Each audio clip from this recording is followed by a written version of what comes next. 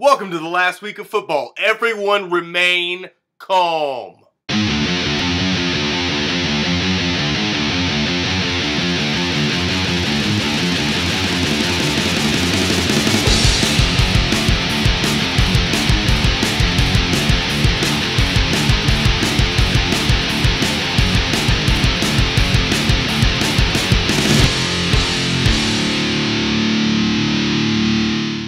Hey everybody, welcome to the Randall Sports Wrap-Up. I'm your host, Seth Hagan. So it's finally here. One more week of looking forward to Sunday, then it's over. Until National Signing Day, 3 days later. Don't put me on suicide watch just yet. If you know me, you know I love Super Bowl week more than anybody. Except for 3 people. And one of them is Ron Gronkowski. So it's that kind of party. Hit it! I'm sexy and I know it.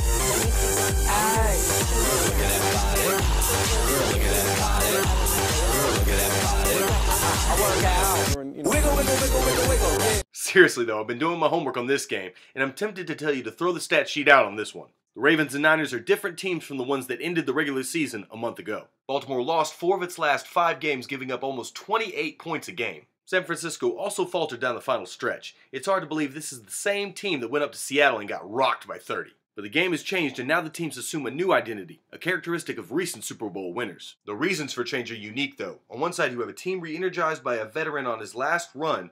On the other, it's a first-year starter at quarterback who's ignited a solid contender. The Ravens transformed in the postseason. Around their double overtime game where they gave up 35 to Denver, Baltimore has 2 wins where they gave up just 22 points combined. The 49ers offense has completely clicked going into Colin Kaepernick's 10th start, leading rushing and passing offense 3 out of 4 times in the last 2 postseason games. They've clicked so well that Alex Smith will reportedly be looking for ways out of town in the offseason. The 49er defense is a completely different story, and they've shown how they can give up a lot of yards through the air. And in steps Wacko Flacco. At least it's not Trent Dilfer, and I can't believe the Terry's on.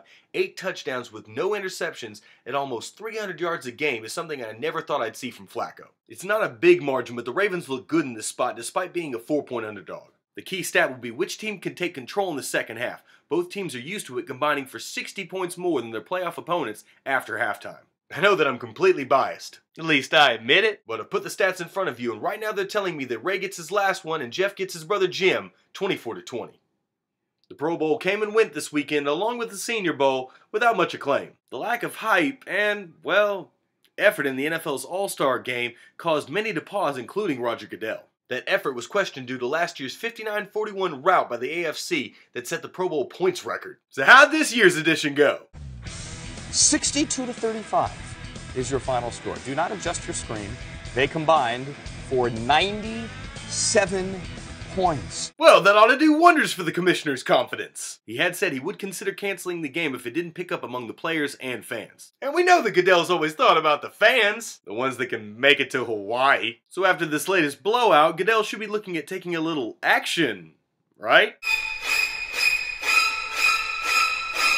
Well, can't say I'm shocked. I seem to recall saying something earlier about, The fact of the matter is the players voiced overwhelming support for the game in the lead up to this weekend. And Roger Goodell doesn't need any more problems with the players, or more bad press. The funny thing in all this is the players poll that was released recently that highlights Goodell's 61% disapproval rate. He's going for the record! Now, I would never suggest the NFL fire Roger Goodell. His record is spotless, but perhaps a small role change might be in order? Couldn't hurt! Bottom line, worrying about the Pro Bowl is a waste of time. Let an All-Star game be an All-Star game. You know, lazy and full of things that you would never see in a normal football game. So what does the AFC do?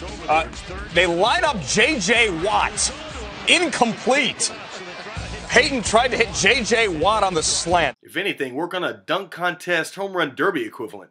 Your problem is you only have the game to look forward to. This is where I usually end the segment with a wise saying. Yeah, I've got nothing.